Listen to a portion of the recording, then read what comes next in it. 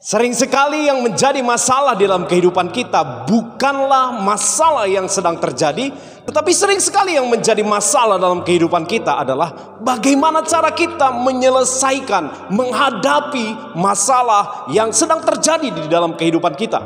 Saudaraku, hidup di dunia ini tentunya setiap orang memiliki persoalan, setiap orang memiliki masalah. Kalau kita perhatikan Alkitab, firman Tuhan berkata bahwa kita berasal dari Allah dan kita ditaruh di bumi. Kita berasal dari Allah, kita ditempatkan di tengah-tengah dunia yang penuh dengan kesukaran ini. Jadi kalau kita diperhadapkan kepada sebuah masalah hari-hari ini, itu adalah perkara-perkara yang memang akan selalu kita hadapi selama kita ada di dunia ini. Makanya di dalam kehidupan kita perlu mengandalkan Tuhan. Kita perlu melibatkan Tuhan di dalam persoalan kita. Kita perlu mengandalkan Tuhan di dalam persoalan-persoalan yang sedang kita hadapi. Kenapa? Karena memang bahwa Tuhan Yesus sendiri, Dia sangat senang kita andalkan. Tuhan Yesus sendiri suka dilibatkan dalam persoalan kita. Tuhan Yesus sendiri, Dia suka dilibatkan, terlibat di dalam persoalan masalah yang kita hadapi hari-hari ini. Kalau kita perhatikan firman Tuhan mencatat bahwa marilah kepadaku, hai engkau yang letih lesu, yang berbeban berat, aku akan memberikan kelegaan kepadamu, kata firman Tuhan. Artinya Yesus sedia, Yesus siap untuk menolong kita keluar, atau Yesus sanggup menolong kita menyelesaikan satu persoalan demi persoalan yang lain. Sebab itu mari kita melibatkan Tuhan. Saudaraku, ada indikasi dalam kehidupan kita. Bagaimana kita tahu kita sedang tidak melibatkan Tuhan? Bagaimana kita tahu bahwa kita sedang sendiri dengan kekuatan kita sendiri menghadapi persoalan demi persoalan yang sedang terjadi di dalam kehidupan kita? Indikasinya adalah seperti ini. Kalau hari-hari ini menghadapi persoalan, kita mudah khawatir, kita tidak tenang dalam kehidupan kita, maka kita sedang tidak mengandalkan Tuhan. Maka kita sedang tidak melibatkan Tuhan dalam persoalan-persoalan kita. Indikasi dalam kehidupan kita ketika kita tidak melibatkan Tuhan dalam persoalan kita, ketika kita tidak melibatkan Tuhan di dalam masalah kehidupan kita, ketika kita tidak berjalan bersama-sama dengan Tuhan, indikasinya ingat bahwa kita mudah kecewa, kita khawatir, kita tidak tenang atas kehidupan ini. Bahkan kita sering sekali merasa cepat letih, kita merasakan cepat tidak berdaya, kita merasakan kekuatan kita hilang dengan cepat. Itu adalah indikasi bahwa kita sedang mengandalkan kekuatan kita. Kita sedang tidak melibatkan Tuhan dalam persoalan kita. Kita sedang tidak melibatkan Tuhan di dalam pergumulan kehidupan kita. Sebab itu mari hari ini, inilah waktunya kita kembali untuk melibatkan Tuhan. Inilah waktunya kembali kita melibatkan Tuhan dalam setiap masalah kita, dalam setiap perjalanan kehidupan kita, agar kita tidak mudah kecewa, agar kita tidak mudah khawatir, agar di dalam kehidupan ini kita tenang menjalaninya, dan agar kekuatan kita tetap ada berjalan melewatinya. Sebab firman Tuhan berkata bahwa orang-orang yang menanti-nantikan Tuhan, saya terjemahkan dengan kata orang-orang yang mengandalkan Tuhan, dia akan tetap kuat seperti Raja Wali yang terbang, tetap memiliki kekuatan di atas badai. Sebab itu saudaraku, mari kita libatkan Tuhan dengan cara yang pertama, berdoalah. Di dalam Lukas pasal 22 ayat yang ke-40 dikisahkan bagaimana Yesus membawa murid-muridnya ke taman Getsemani untuk berdoa. Dan Yesus berpesan kepada murid-muridnya, berdoalah supaya engkau tidak jatuh ke dalam pencobaan. Kalau saya terjemahkan kira-kira begini, berdoalah sebab dengan berdoa kita sanggup menghadapi persoalan kehidupan kita. Pertanyaannya, bagaimana kita berdoa hari-hari ini?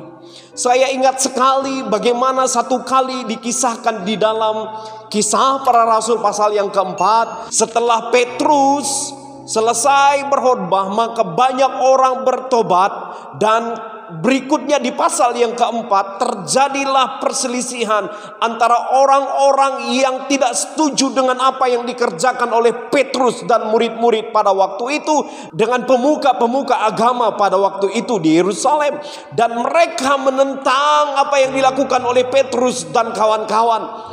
Dan bahkan mereka mengecam dan mengancam apa yang mereka perbuat. Nah, pasal 4 diceritakan ketika mereka sudah diancam, terancam, banyak orang melawan mereka. Mereka tidak berdoa agar orang-orang yang melawan mereka itu dibinasakan. Mereka tidak berdoa agar orang-orang yang melawan mereka itu dihilangkan dari hadapan mereka. Tetapi justru ketika ada orang-orang yang tidak sepihak dengan mereka, maka Petrus dan kawan-kawan berdoa untuk kekuatan supranatural yang dari Tuhan untuk menghadapi setiap perlawanan yang dikerjakan.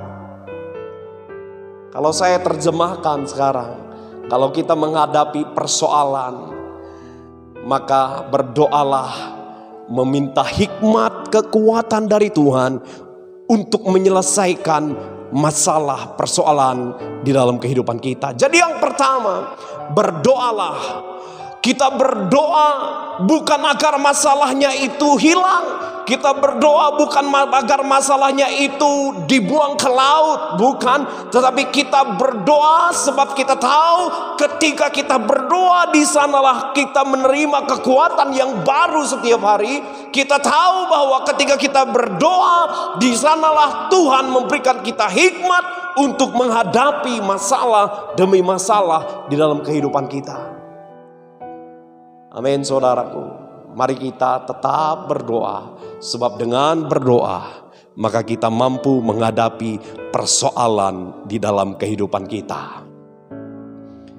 Yang kedua, bagaimana kita melibatkan Tuhan dalam persoalan kita. Bagaimana kita membawa Tuhan terlibat dalam menghadapi masalah-masalah kehidupan kita hari-hari ini. Yang kedua, saudaraku, mari milikilah waktu untuk membaca dan merenungkan firman setiap hari.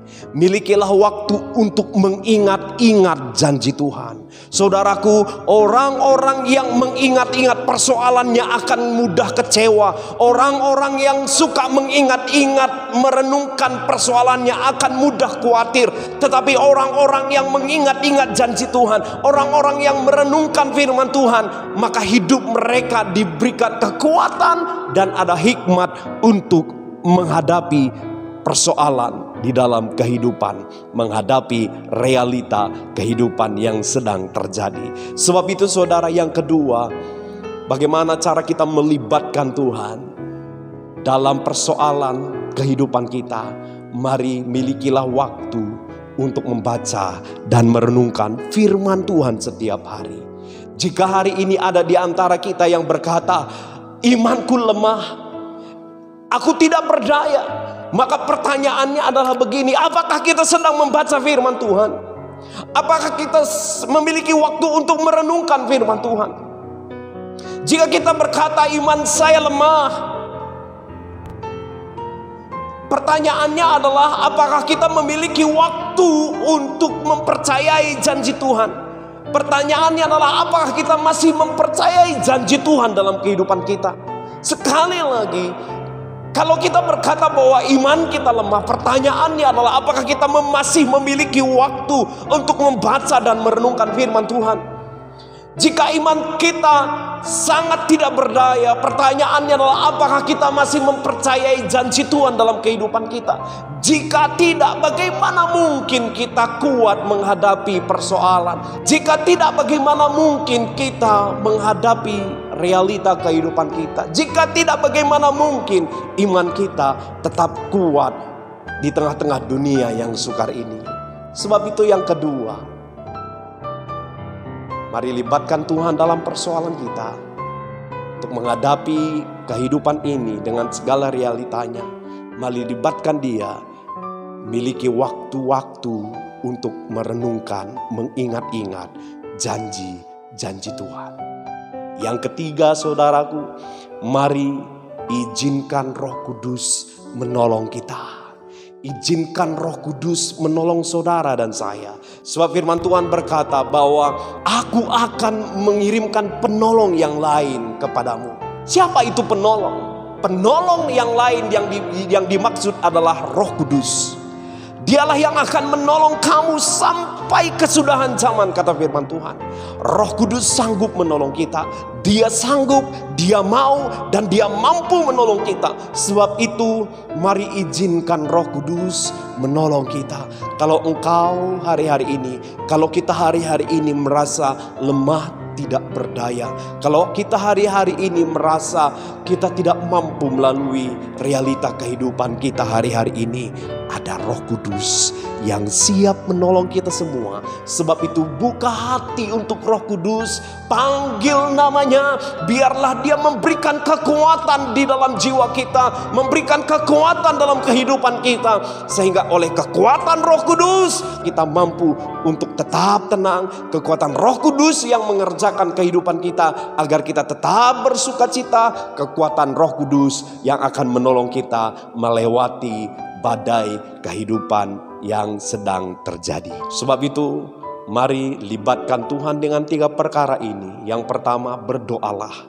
Berdoalah karena kita tahu ketika kita berdoa ada kekuatan Tuhan bekerja dalam kehidupan kita. Yang kedua, mari miliki waktu untuk membaca dan merenungkan firman Tuhan setiap hari. Dan yang ketiga, libatkanlah Roh Kudus. Izinkanlah Roh Kudus untuk menolong di dalam kehidupan kita. Sebab dia adalah pribadi penolong yang akan senantiasa menolong di dalam kehidupan kita semuanya. Kiranya firman Tuhan ini menguatkan kita yang lemah. Kiranya firman Tuhan ini menyembuhkan kita yang sakit. Kiranya firman Tuhan ini menolong kita semuanya. Tuhan Yesus memberkati.